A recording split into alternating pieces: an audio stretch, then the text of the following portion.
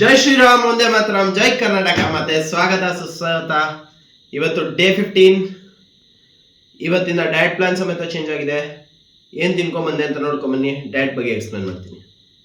Soak dry fruits and oats, coffee, ಸ್ವಲ್ಪ beetroot, 2 full egg, 6 egg whites. Pre workout ಮೀಲಲ್ಲಿ ಸ್ವಲ್ಪ ಕಲ್ಲಂಗಡಿ, 1 ಬಾಳೆಹಣ್ಣು ತಿನ್ಕೊಂಡು ಸೀದಾ ಜಿಮ್ಮಿಗೆ ಹೋದೆ.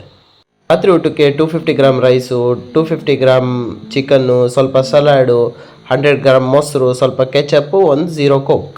Total calories 2000. ಎಸ್, ಇವತ್ತಿಂದ 300 ಕ್ಯಾಲರಿ ಡೌನ್ ಮಾಡಿದ್ದೀನಿ. ಪ್ಲಸ್ ಒಂದು ದಿನಕ್ಕೆ 2 ಮೀಲು, ಮಾರ್ನಿಂಗ್ ಒಂದು, ನೈಟ್ ಒಂದು. ಈ ಥರ ನನ್ನ ಪ್ರೊಸೆಸ್ ನಡೀತಿದೆ. ಇವತ್ತು ಬಂದು ಎಕ್ಸಸೈಸ್ ಮಾಡಿದ್ದು ಲೆಗ್ಸು ಮತ್ತು ಡೆಡ್ ಲಿಫ್ಟು. ಎಕ್ಸಸೈಸ್ ಚೆನ್ನಾಗಾಗಿದೆ. ಇವತ್ತಿನ ಟಿಪ್ ಮತ್ತು ಟಾಪಿಕ್ ಏನು ಅಂತಂದರೆ IBS, ಇರಿಟೇಬಲ್ ಸ್ಟಮಕ್. ಯಾಕೆ ನಮಗೆ ಸ್ಟಮಕ್ ಬ್ಲೋಟೆಡ್ ಆಗುತ್ತೆ, ಉಬ್ಬರಿರೋ ಹೊಟ್ಟೆ ಆಗುತ್ತೆ? ಇದಕ್ಕೆ ಗ್ಯಾಸ್ಟ್ರಿಕ್ ಅಂತ ಹೇಳ್ಬಿಟ್ಟು ಸುಮಾರು ಜನ ಗ್ಯಾಸ್ಟ್ರಿಕ್ ಟ್ಯಾಬ್ಲೆಟ್ಸ್ ತೊಗೊತಾರೆ.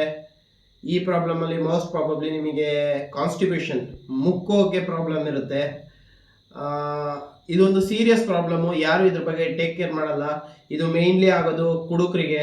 ಜಾಸ್ತಿ ಯಾರು ಎಣ್ಣೆ ಕುಡಿತೀರಾ ಇದು ಅವರಿಗಾಗುತ್ತೆ, ಮತ್ತು ಸ್ಮೋಕರ್ಸಿಗಾಗುತ್ತೆ. ನನಗೂ ಇತ್ತು ಇದು, ನಾನು ಕುಡಿತಿದ್ದೆ, ನಾನು ಸೆತ್ತಿದ್ದೆ. ಬಟ್ ಅದನ್ನೆಲ್ಲ ಕ್ವಿಟ್ ಮಾಡಲೇಬೇಕು ಆನ್ ಟೈಮಿಗೆ. ಡಯಟ್ ಪರ್ಫೆಕ್ಟ್ ಮಾಡ್ಕೋಬೇಕು, ಬ್ಯಾಲೆನ್ಸ್ ಡಯಟ್ ಇರಬೇಕು. ಪ್ರೋಟೀನ್ ಜಾಸ್ತಿ ಆದರೂ ನಿಮಗೆ ಇರಿಟೇಬಲ್ ಸ್ಟಮಕ್ ಆಗುತ್ತೆ, ಫೈಬರ್ ಜಾಸ್ತಿ ಆದರೂ ಇರಿಟೇಬಲ್ ಸ್ಟಮಕ್ ಆಗುತ್ತೆ. ಎಲ್ಲ ಒಂದು ಬ್ಯಾಲೆನ್ಸ್ ಆಗಬೇಕು.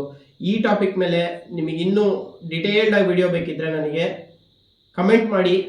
ಇದನ್ನು 100% ಸಾಲ್ವ್ ಮಾಡೋಕ್ಕೆ ನಿಮಗೆ ದಾರಿ ತೋರಿಸ್ತೀನಿ. Thank you for watching. ಇಷ್ಟ ಆಗಿದ್ರೆ ಲೈಕ್ ಮಾಡಿ, ಸಬ್ಸ್ಕ್ರೈಬ್ ಮಾಡಿ, ಕಮೆಂಟ್ ಮಾಡಿ. ಬಾಯ್.